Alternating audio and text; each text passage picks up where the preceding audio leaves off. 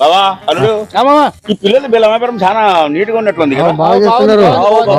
మంచి వ్యాపారం మంచి వ్యాపారం చేస్తున్నారు, మంచి లాభాలు వస్తున్నట్టు ఉన్నాయి కూడా. అవును. ఏ బాబు ఇట్రా అంకుల్ ఎంతది బెల్లమా బెల్లం? బెల్లమా బెల్లం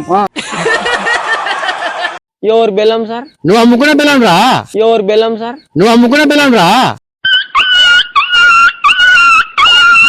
ఎవడి బెల్లం అంటావు? నువ్వు అమ్ముకునే బెల్లమే.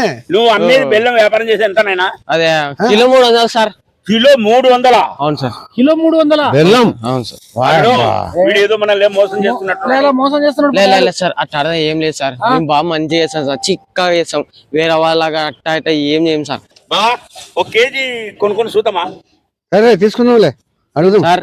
మా బెల్లము వేరే బెల్లం అక్కడ కాదు సార్, మా బెల్లం చిక్కగా ఉంటది, మంచి బెల్లము. ఓసారి నోట్లో పెట్టుకొని కొరకండి, కొరకండి.